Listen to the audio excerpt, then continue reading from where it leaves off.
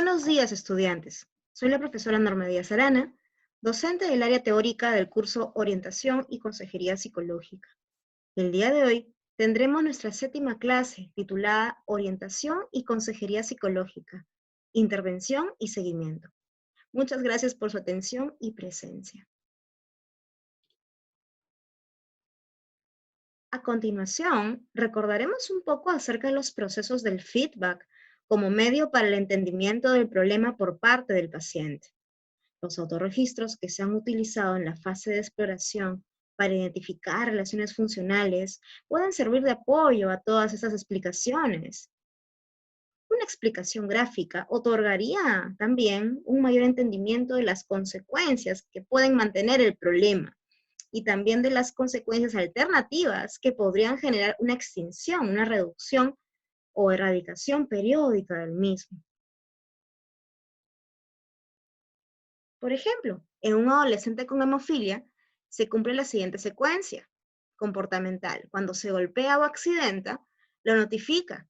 Y la C o la consecuencia es que la madre le dice, otra vez corriendo, ya te he dicho que no lo hagas, cuídate, sulfurada. Si la C cambiara, la consecuencia en la madre podría cambiar, quizás decirle, has hecho bien en decírmelo, vamos a ver esa herida. Probablemente ella lo notifique y se consolide como un hábito.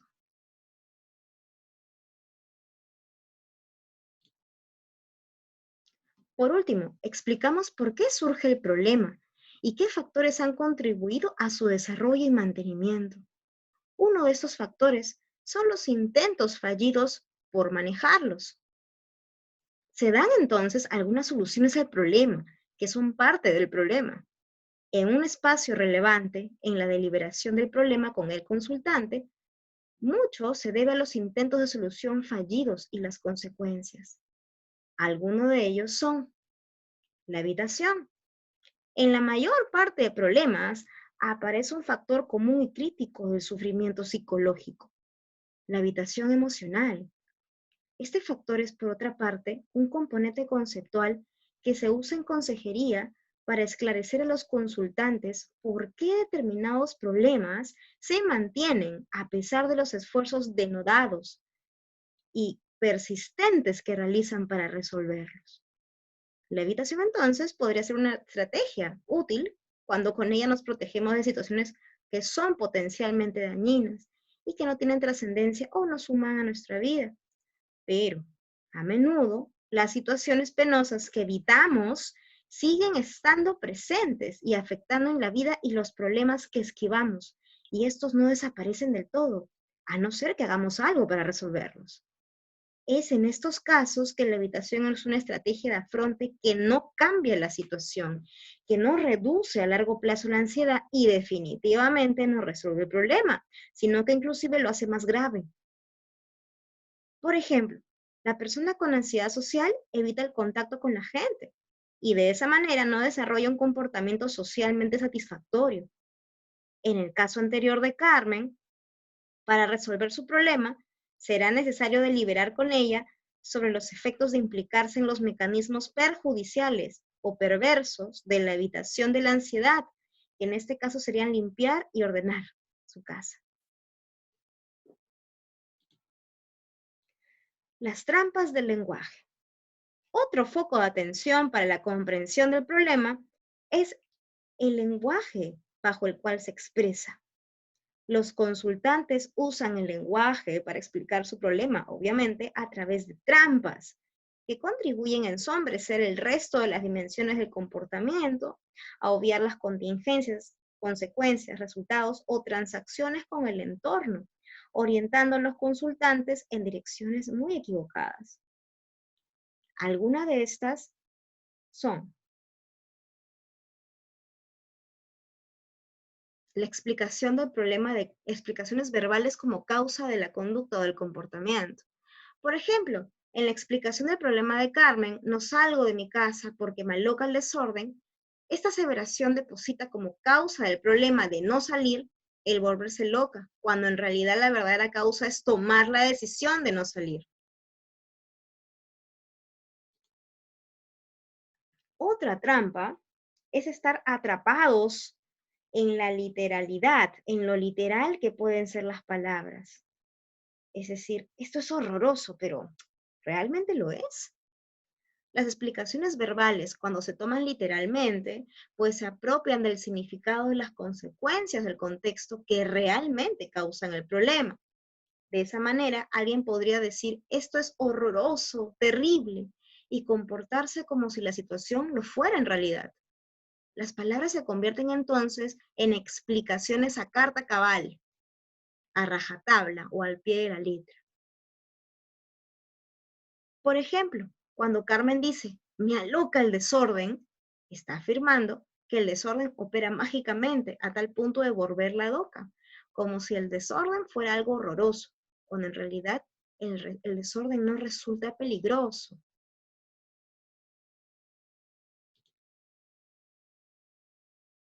Otra son las reglas de evaluación sobre lo bueno y lo malo, lo que debería y no debería ser. La norma social verbaliza aspectos sobre lo que debería y no debería ser, a modo de preceptos intachables, que nos pase o que hagamos, siendo una aseveración rígida, más que algo que uno puede calificar como bueno o malo, como una suerte de regla inimputable, manifestándose a través de la autoimposición de carácter absoluto que gobiernan la vida del consultante. Por ejemplo, no debería dejarme la cama sin hacer, o mi hijo no debería traer a su novia a la casa. Una forma de ayudar a revisar esa regla verbal es mediante la revisión de esos debería, que pueden estar conectados con la conceptualización de su problema. Por último,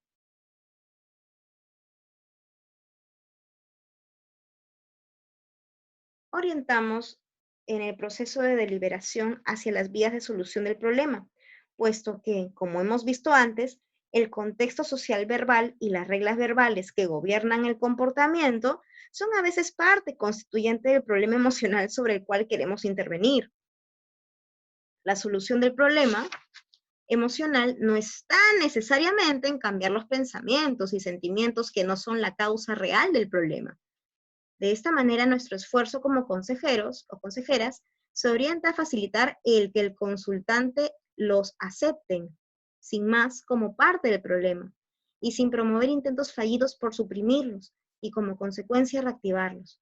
Por otro lado, nuestra ayuda puede orientarse a también promover el cambio de las consecuencias del contexto, a través de la exposición a acción, a través de la experimentación, a diferentes arreglos de los antecedentes y consecuencias ambientales, promoviendo nuevas experiencias de aprendizaje.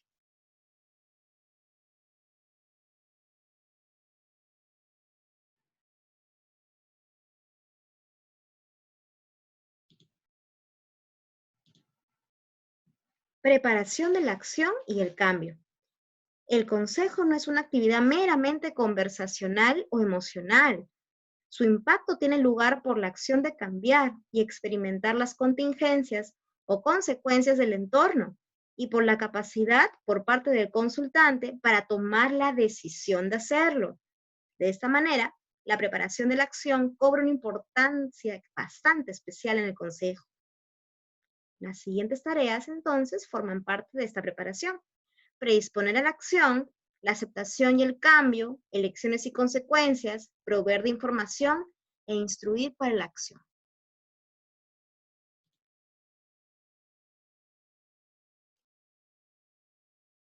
Una diana para la intervención: las reglas verbales.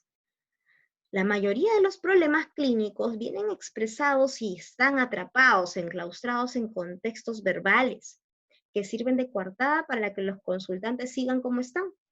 Si la evaluación indica que las normas y reglas verbales y emocionales son efectivamente obstáculos significativos para resolver el problema, estos pueden llegar a ser asuntos focales o necesarios para intervenir.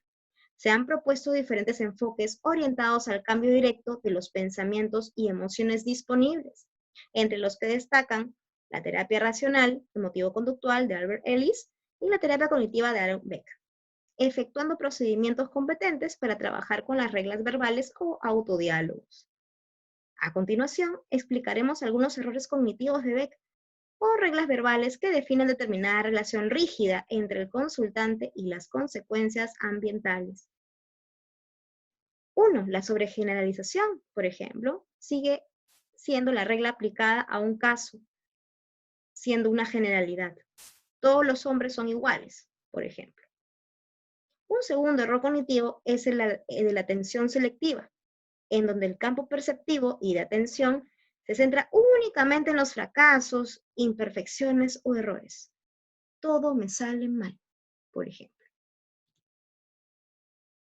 C. Responsabilidad excesiva. Aquí se es responsable por todos los fracasos que puedan ocurrir en todos los eventos. D. Asunción de causalidad temporal. Eso quiere decir que si ha sido verdad en un pasado, siempre lo va a ser o siempre va a ser así. E. Autorreferencias. Aquí se es el centro de atención de todos, sobre todo en los errores. Es decir, uno es la causa de las propias desgracias. Otra es la catastrofización, que es la tendencia pesimista a predecir catástrofes o valorar algo catastrófico cuando realmente no lo es. Y último, pensamiento dicotómico. Modo de ver que percibe las cosas en dos partes, o todo o nada, o se estudia o no se estudia. Y si se estudia tiene que salir perfecto.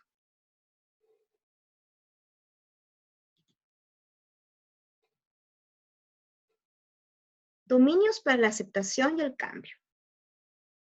Desde una perspectiva más conductual y contextual, algunos autores como Jacobson, Christensen, Mattei y Hayes han propuesto el enfoque de la aceptación, que sitúa al consejero y consultante ante el dilema crítico sobre qué conductas exactas, pensamientos, emociones deberían ser objeto de cambio deliberado directo y cuáles deberían ser aceptadas. Cito a continuación una oración popular creada por Reinhold Niebuhr.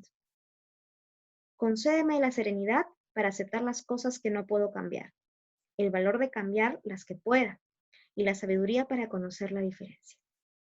Dicha oración resume una de las tareas críticas que ha de afrontar el consejero antes de promover al consultante a que pase a la acción. Cabe resaltar que no hay ni presiones ni rapidez por el cambio. Por el contrario, cuando se logra que el consultante acepte sin más determinadas conductas y que no luchen por apartarse de ellas, experimentan sorprendentemente su desvanecimiento.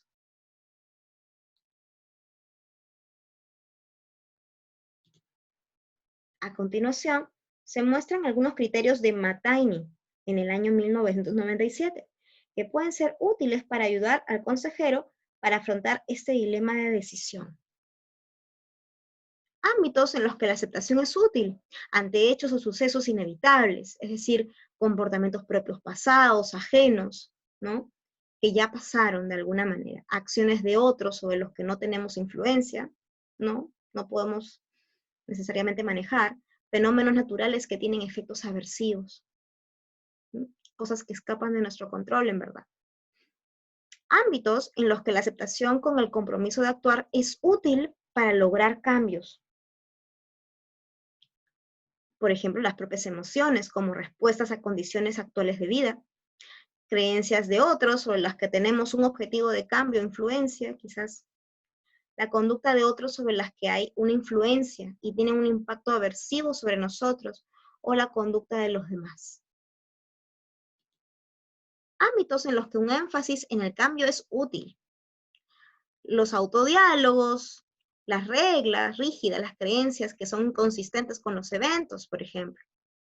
O también las propias conductas manifiestas que no son deseables ni mucho menos saludables para nosotros.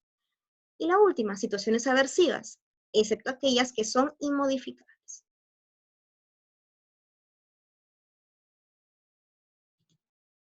El diálogo socrático. El diálogo socrático es un diálogo o deliberación, valga la redundancia, que se mantiene con el consultante para predisponerle la acción. Pues bien, el diálogo socrático es una discusión que establece el consejero con el consultante para sembrar dudas y por lo tanto alterar las reglas verbales que conforman una serie de creencias. y así abrir nuevos horizontes o perspectivas de las cosas y de los problemas. Esta discusión o diálogo socrático nos permite afrontar objeciones del cliente que interfieren con su implicación activa en el proceso de aprendizaje y de cambio, permitiendo así ayudar a que él discrimine entre estados emocionales que suscitan reto y desafío ante los problemas y aquellos otros que pueden perturbar la solución de los mismos, así como también poner en cuestionamiento la literalidad, esto es en los mensajes verbales, ¿no? Y ayudar así a afrontar temores generados por reglas verbales que concluyen en inferencias arbitrarias, lo que hemos visto anteriormente, ¿verdad? Generalizaciones y otras percepciones o valoraciones inadecuadas. Algunos recursos del consejero son análisis y evaluación lógica a través de la validación de las premisas o argumentos y de la revelación de las incongruencias entre el discurso, entre lo que se dice y lo que pasa o las acciones. Por citar un ejemplo, Ana es estudiante de biología y piensa que o se estudia o no se estudia. Y si se estudia, tiene que hacerse perfecto. Bien. El consejero dice, bien, si eres coherente con lo que acabas de decir, no deberías dejar ningún cabo suelto en zoología, ¿verdad? Así es. Ana, ¿sabes lo que se publica en estos momentos sobre zoología? Me imagino que un montón de revistas. ¿Y no te las lees todas? Ay, no, sería mucho, demasiado. Mm, pero no habíamos quedado en que o se estudia o no se estudia, y si se hace, tiene que hacerse bien, excelente, lo cual implica que habrás de leer todas las revistas electrónicas, científicas, nacionales e internacionales sobre zoología. Entiendo por dónde vas, que no es posible la perfección. En efecto, claro que sí, pero lo importante no es lo que yo digo o piense, ¿cierto? Sino lo que pienses tú. A propósito, ¿qué opinas sobre ello? Mm, bueno, es verdad, es imposible alcanzar la perfección. Además, estoy pensando que por más que me angustie o me ponga así ansiosa, tampoco voy a lograrla. B. El pensamiento consecuencial se da mediante preguntas que suscitan reflexión acerca de lo arbitrario de determinados pensamientos o reglas. Los temores y creencias sin lógica se mantienen porque están controladas por las consecuencias imaginadas y anticipadas que no son reales. Por ejemplo, una persona puede evitar invitar a salir a una chica o un chico por temor a que algo terrible pueda suceder, o una mujer puede demorar su salida de casa hasta no dejar las cosas como deberían estar, es decir, ordenadas, perfectas, limpias. El consejero, mediante preguntas que les haga pensar en las consecuencias reales que se derivarían, contribuye a que se revisen las reglas implícitas. Por ejemplo, ¿por qué te preocupa tanto? ¿Por qué debería ser así? ¿Qué ocurriría si, imagínate por un momento que en efecto haces, ¿qué ocurriría? ¿Qué pasaría si en efecto no haces lo que deberías? Es decir, C, la reducción al absurdo o exageraciones provocadoras. La revisión de las reglas implícitas se establece con mayor rapidez cuando se exageran las consecuencias que se derivarían de no seguirse. Por ejemplo, María se encuentra en un proceso de separación y se siente culpable porque Mariano, su pareja, la está pasando mal. No se siente enamorada, pero se replantea la decisión para que él no sufra. Se siente incapaz de darle el mínimo disgusto. Cree que no se lo merece y que no debería disgustarle. El consejero dice, "Mm, sé que no resulta fácil el proceso por el que están pasando ambos. Sin embargo, para que Mariano no sufra y no se lleve el más mínimo disgusto, no deberías separarte. Mejor aún, si eres coherente con este deseo, no deberías contradecirle de por vida en absolutamente nada. Deberías estar presta a sus deseos, inhibir tus emociones y simularlas, de tal forma que respondan a lo que él desea y necesita. Aquí, en esta parte, el consejero está llevando al extremo el pensamiento de ser incapaz de darle un disgusto. A partir de sus respuestas, podría matizar y vería que podría replantearse ese pensamiento. Podría hacer cosas que le disgustaran y ello resultaría inevitable en cualquier convivencia. Las sugerencias paradójicas y el sentido del humor contribuyen también a acelerar el proceso de reevaluación. Veamos su efecto en un ejemplo.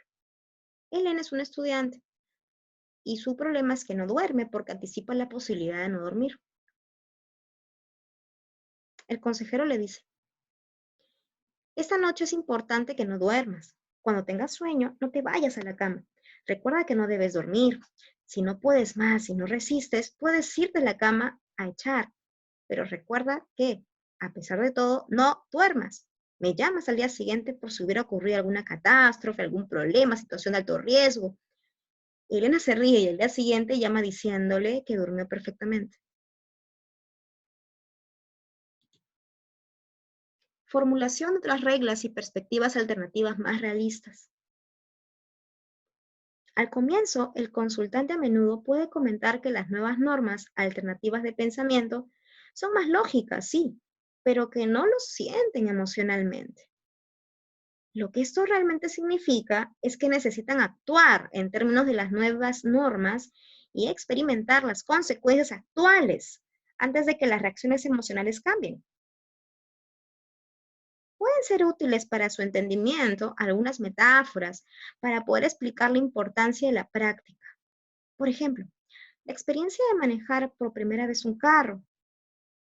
Cuando lo conducimos por primera vez, nos podemos sentir extraños y con escaso control. Sensaciones que, como es lógico, desaparecen con años de práctica. Las pruebas empíricas son empleadas como estrategias para verificar diferentes pensamientos o reglas y desafiar determinadas reglas verbales inadecuadas, basados en la evidencia. Por ejemplo, en el caso de una persona que llega a la conclusión de lo inapropiado de la regla verbal, es horrible dejar la cama sin hacer. Se afirmará más en la regla alternativa, me gusta dejar la cama hecha, pero puedo vivir sin hacerla. Si ha acordado con el consejero, realizar una prueba empírica y exponerse a la situación real de dejar la cama sin hacer. Elecciones y consecuencias. Otra manera de preparar para la acción es orientar a nuestros consultantes en la selección de cursos de acción que tengan mayor probabilidad de éxito. Las personas que solicitan ayuda tienen por lo general una experiencia desafortunada en resolver problemas de su vida cotidiana y subestiman su propia capacidad para resolverlos. Con la estrategia sí, entonces, lo que hacemos es potenciar las múltiples soluciones que los consultantes emplearían como vía de solución a sus problemas. Ante un problema determinado, se le invita al consultante a describir las opciones posibles y las consecuencias probables a corto y largo plazo de cada una. De esta forma, facilitamos que la solución no esté guiada por reglas o normas sociales inadecuadas, sino por las consecuencias que se han anticipado, como se ve en el cuadro siguiente. Elección, consecuencias positivas a corto plazo, consecuencias negativas a corto plazo, consecuencias positivas a largo plazo y finalmente tenemos las consecuencias negativas a largo plazo.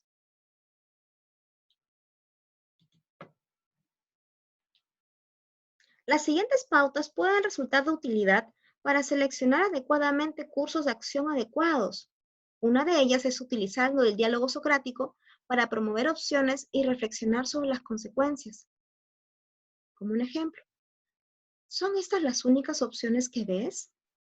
¿Qué pasaría en realidad si decides que, ¿por qué es para ti una consecuencia negativa?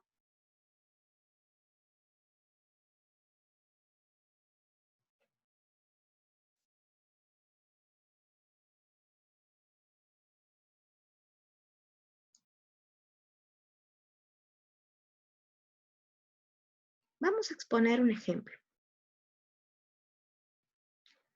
En el caso de María, que junto con su madre han decidido no informarle a su padre de que tiene cáncer, se plantea aquí también un proceso de elecciones-consecuencias. El consejero dice, entiendo su preocupación. No resulta fácil decirle lo que tiene. Aquí muestra empatía, ¿sí? María dice, yo pienso que es mejor que él no sepa nada. El consejero dice, ¿qué es lo que más le preocupa si su padre supiera que tiene cáncer? Aquí lo que el consejero pretende es identificar temores que tiene María. María dice, que no sea feliz y que sufra todos los días que le quedan. Aquí se identifican las consecuencias. El consejero dice, ¿cómo cree que se sentiría su padre en el momento en el que perciba, por lo avanzada de su enfermedad, que se le está engañando? ¿Cree que debe arriesgarse a que pierda la confianza en usted? ¿O cómo cree que se sentiría si intenta comunicar lo que le preocupa y ya no puede? ¿Se sentiría más solo? Aquí el consejero está anticipando otras consecuencias. Y María dice, "Mm, pues sí, es verdad, ya no sé". El consejero dice, la otra opción sería decírselo. ¿Qué le parece si escuchamos a su padre y evaluamos qué información es la que necesita? Aquí lo que se ha hecho es considerar todas las consecuencias probables de cada opción realista. Es importante también comentar con el consultante la utilidad de este proceso y a través del diálogo socrático valoramos las ventajas de la decisión. Proveer de información. Muchos de los problemas que la gente experimenta son consecuencia de una falta de conocimiento sobre la información que resulta necesaria para vivir. Por el contrario, el afrontamiento efectivo de los problemas deviene como resultado de acceder a la información relevante. Esta información puede ayudar a cambiar creencias erróneas o mitos que envuelven el desarrollo de determinados problemas. Por otra parte, el consejero, partiendo de los objetivos y necesidades de información del consultante, orienta en la indagación y búsqueda de recursos siguiendo el siguiente esquema. ¿A dónde se quiere llegar? ¿Qué información se necesita para lograrlo? ¿Y dónde puede encontrarse? Vamos a ver un ejemplo. Una forma de ayudar a los padres de Javier, un niño de 3 años, que manifiesta problemas de pronunciación en 3 o 4 palabras. Quizás podría ser suficiente proporcionándoles información acerca del comportamiento verbal de su hijo. Por ejemplo, informarles acerca de las bilarias de evolución o alteraciones en la pronunciación del lenguaje en las fases críticas en las que se está adquiriendo como parte de un desarrollo y explicarles así que la pronunciación de su hijo no se debe a una enfermedad o anomalía cerebral, pues con ayuda del modelo ABC puede también anticiparse los efectos perversos de corregirlo, al proporcionar con sus reacciones consecuencias para que las alteraciones se mantengan. Y por otro lado, sugerirles procedimientos alternativos de cómo afrontar estas dificultades, como por ejemplo, otras alternativas como hablar despacio, esperar a que termine de hablar, ignorar las alteraciones, etc. Instruir para la acción. La asignación de tareas. La acción implica a menudo información y orientación sobre cómo hacer las cosas y de las nuevas alternativas de solución del problema que se proponen. La asignación de tareas es un procedimiento que permite establecer ejercicios acordados y planificados conjuntamente entre consejero y consultante para realizar, fuera de las sesiones del consejo, prácticas y ensayos con la finalidad de ampliar y fortalecer los procesos de aprendizaje objeto del consejo. Es una puerta abierta a la experiencia y una prolongación en los escenarios de la vida cotidiana, de las actividades de enseñanza-aprendizaje que han sido tratadas o realizadas en cada una de las sesiones de la consejería, pues es un contexto para movilizar la dimensión ejecutiva o el actuar, y así generar nuevas experiencias de aprendizaje. A través de esa dimensión, el consultante se empapa de experiencia, sometiendo a revisión cada una de las reglas verbales que orientan su comportamiento, así como rediseñar el entorno y promover nuevas experiencias de aprendizaje. La asignación de tareas es un compromiso con la acción, porque se fortalecen los vínculos del triángulo y la potenciación, acción, resultados y significación emocional.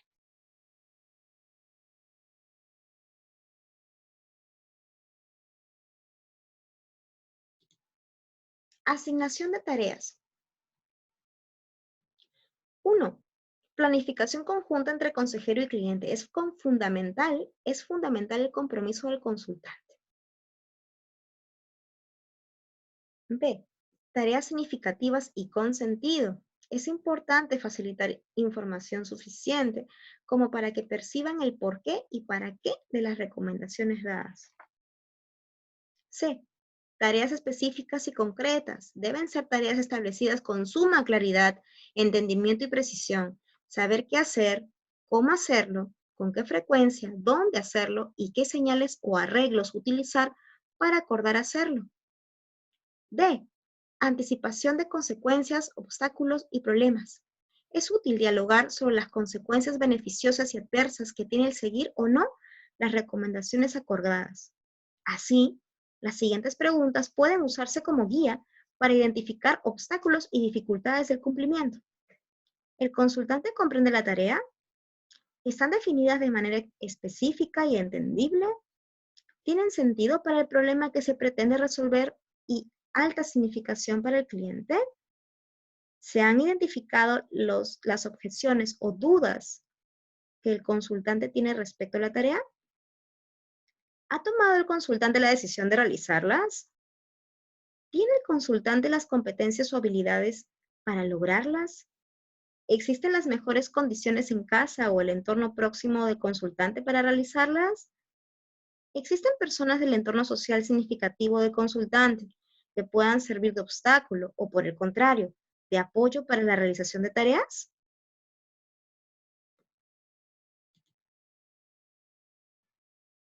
Es necesario pequeños cambios en lugar de grandes cambios. Los cambios que demandaremos en los consultantes respecto a lo que hacen en la actualidad han de ser suaves y progresivos, de bajo coste, con probabilidades al éxito. Por ejemplo, cuando alguien tiene sobrepeso, perder 15 o 20 kilos o caminar 5 kilómetros al día pueden ser tareas muy difíciles de alcanzar, mientras que perder 1 o 2 kilos el próximo mes o caminar 20 minutos por la mañana pueden ser tareas más alcanzables. F. Demandas de cambio integradas en las actividades de la vida diaria. Deben asociarse actividades y rutinas de la vida cotidiana, es decir, unir nuevas conductas a viejas conductas. Por ejemplo, prescribir el hacer ejercicio en la bicicleta estática mientras ve uno las noticias en televisión, Netflix o antes de comer, tiene mayor probabilidad de realizarse que si se prescribe como una suerte de decreto de hay que hacer ejercicio. Es más sencillo añadir nuevas conductas que eliminar conductas. Como un ejemplo, sugerir que el consultante comience con actividad física moderada es mejor que sugerirle que haga un cambio en los patrones de dieta. Finalmente, la revisión de tareas es una buena forma de incentivar a cumplirlas. Para ello, es necesario establecer criterios, los cuales son crear una suerte de rutina en conjunto con el consultante, que se apoye en la revisión de tareas, discusión o ensayo de temas nuevos y asignación de tareas nuevamente. Luego, proveer el reconocimiento y contingencias verbales en el cumplimiento de tareas. Esto es, por ejemplo, mediante una felicitación por el trabajo hecho. Identificar problemas u obstáculos en la ejecución de las tareas. Elicitar el feedback de los resultados, es decir, conocer y valorar los efectos de la tarea que está teniendo en la solución del problema del cliente y facilitar la atribución interna de los resultados, es decir, facilitar que el cliente atribuya a sí mismo los resultados del esfuerzo que está realizando en el cumplimiento de determinadas acciones.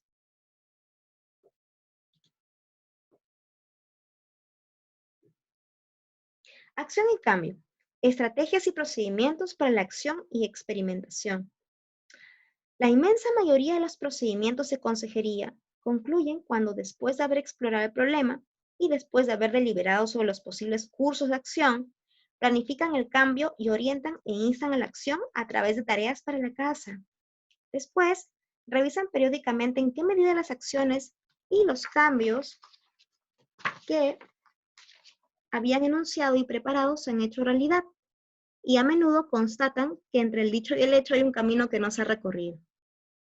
Cuando esto ocurre, el consejero, lo ideal es que bajo el modelo ABC, que nos enseña que no hay camino posible de cambio y de crecimiento si no es a través de la acción y los resultados, tanto el consejero como el consultante no solamente dialogan sobre la vida y sobre el cambio, sino que también lo imprimen en el curso de la vida, porque es ahí donde el cambio únicamente puede nacer. El consejo así nos ofrece oportunidades infinitas para la acción mediante estrategias. Una de ellas es el actuar como sí. La realidad se construye a través de las acciones y de las transacciones o intercambios con el entorno que ocasionamos. Se subraya aquí el papel del experimento como si se tratara de un juego en el que trabajará con actores de la vida real y en el que se observarán los efectos y resultados. Es necesario recalcar que no se trata de asumir una nueva personalidad, sino de experimentar que actuando diferente, producimos diferentes consecuencias sociales, siendo los consultantes quienes eligen cómo actuar y qué clase de reacciones de su entorno desean recibir, así como también estos experimentos facilitan un control activo de las personas en los entornos.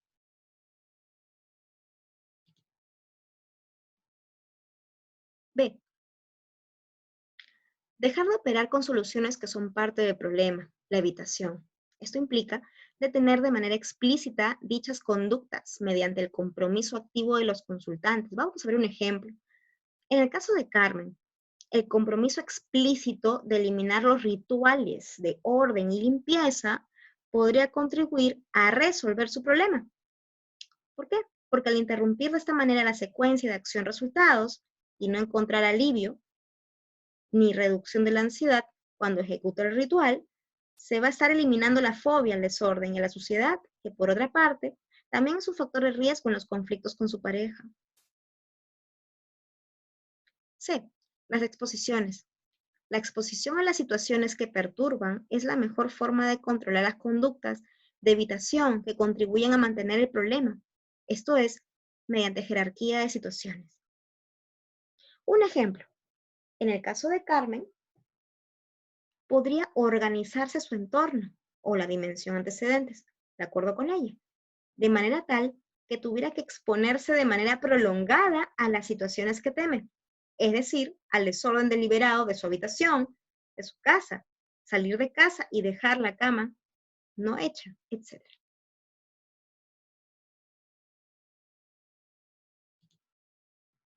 D. Manejo de situaciones interpersonales difíciles. Para ello, se acuerdan formas de hacerle frente a situaciones personales complicadas mediante el planeamiento en conjunto con el consultante, esto es, a través de ensayos disgregados por etapas para llegar al objetivo. Por ejemplo, en el caso de Ana y Javier, su hijo, luego la discusión en consejería con ella sobre lo intolerable o no de que su hijo llevara a su novia a casa y definir con claridad los objetivos con respecto a su hijo, se ensaya con ella una forma de dialogar y resolver el problema con su hijo. Algunos componentes del ensayo fueron: 1. Ana elige el momento y lugar oportuno o prepara la acción. 2. Ana pide disculpas y se hace cargo del malestar de su hijo. 3. Ana expresa cómo se siente y refuerza a su hijo. La última es: Ana pide cambios. Así, las autoinstrucciones y ensayos se dan dentro de la sesión junto con el consejero, a modo de ensayo. La construcción de relaciones nuevas y desarrollo de comportamientos alternativos. Esto implica orientación de cómo establecer nuevas relaciones y hacer amigos.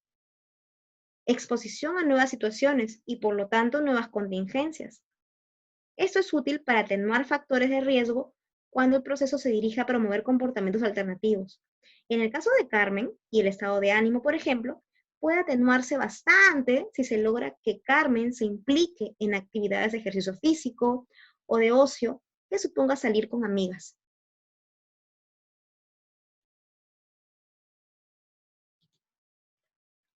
F. El rediseño del entorno. Por la complejidad del ambiente o de sus escenarios, en los que la actividad alternativa sería difícil de mantener si no se planifican esfuerzos por rediseñar el entorno. Por ejemplo, en el caso de Elena, una estudiante de Derecho, puede mejorar su rendimiento en el estudio si reorganiza su tiempo de ocio, Se hace un plan de estudios y rediseña su habitación con señales atractivas o que incitan a la calma, de manera que el estudio resulte grato y cómodo.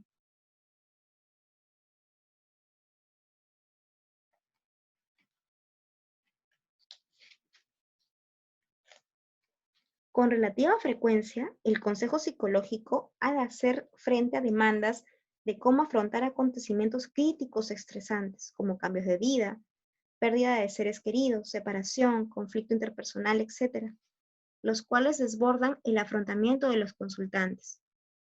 Para ello, hay procedimientos que constan de dos etapas. Uno, identificar y anticipar eventos potencialmente estresantes o difíciles de manejar. Mediante el diálogo se anticipan en el conjunto situaciones potencialmente estresantes y que se tendrían dificultad de afrontar. La naturaleza de la dificultad, el manejo interpersonal de la situación, autocontrol emocional, etc. Aquí, el consejero o consejera también puede aportar información acerca de potenciales situaciones estresantes que pueden acontecer.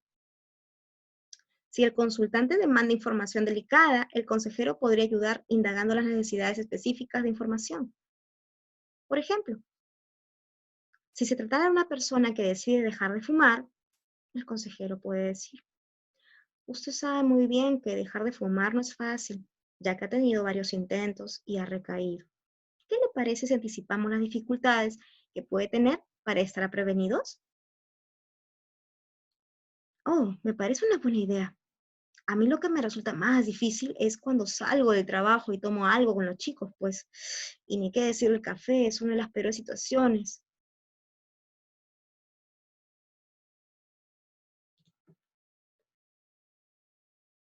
2. Facilitar recursos que den control. Informar de lo que va a ocurrir. La información realista y de naturaleza descriptiva acerca de los aspectos negativos que provocan ansiedad tienen un componente motivacional orientado a que el consultante planifique acciones preparatorias. Por ejemplo, en el caso de una persona a la que van a hacerle radioterapia, el consejero puede decir: hay personas a las que les puede resultar incómodo meterse a esa cápsula o tubo en el cual se van a llevar a cabo los procedimientos. Mire, cuando usted se aplique las radiaciones, tendrá que meterse a ese tubo cilíndrico donde va a permanecer durante minutos aproximadamente. Si bien es cierto es un tubo estrecho, puede introducir su cuerpo perfectamente. Probablemente sienta calor debido a... ¿Cómo se siente? ¿Le preocupa esa situación? No sé, dice la consultante. Me siento algo nerviosa. ¿Por qué se siente nerviosa? Cuénteme. Proveer de apoyo o de un recurso específico de control implica una breve explicación por parte del consejero o consejera de tal forma que ayude a la persona a reevaluar su reacción de estrés y encontrar nuevas formas de enfrentarlo. Puede ser también útil aquí elaborar fichas de autoinstrucciones y ensayarlas en situaciones simuladas que se puedan dar dentro de la sesión.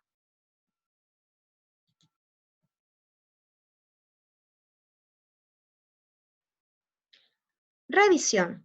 La revisión es una tarea de comprobación que se realiza para valorar los resultados de las acciones emprendidas, replantear los objetivos establecidos y hasta evaluar o reconsiderar el mismo proceso del consejo. Es útil emplear ciertos criterios para ello. Manejar las resistencias al cambio, considerándose conveniente permitir que sea el consultante quien vaya por delante y marque el ritmo de su propio progreso.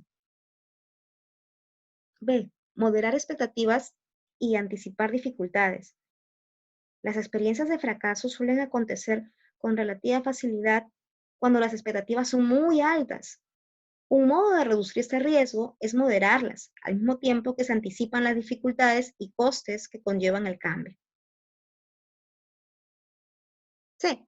Manejar las conductas clínicamente relevantes. Los pequeños cambios vinculados a pequeños detalles de situaciones provocan una reacción en cadena que catapulta el progreso o, por el contrario, el enlentecimiento.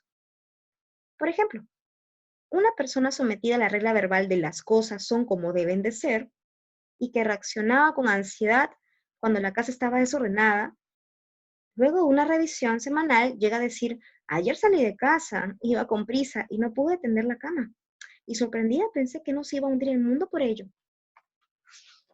El consejero aquí hace eco de este hecho, subrayando su importancia y el cambio tan importante que suponía comenzar a ver las cosas desde esa nueva óptica.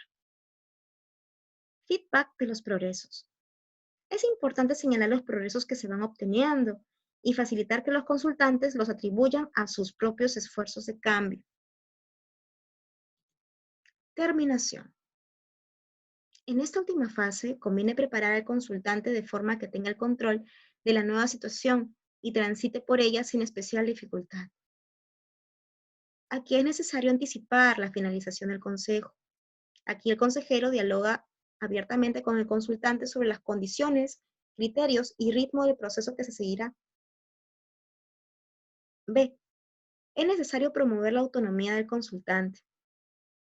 C. Anticipar recaídas. D. Respetar el derecho del consultante a terminar bruscamente con el consejo, si lo prefiere. E. Evaluar los progresos y resultados, considerando sesiones de tratamiento si es que amerita el caso. Y la última, dejar la puerta abierta, es decir, alguna consulta adicional o ante probable realización de un nuevo proceso de consejería y orientación.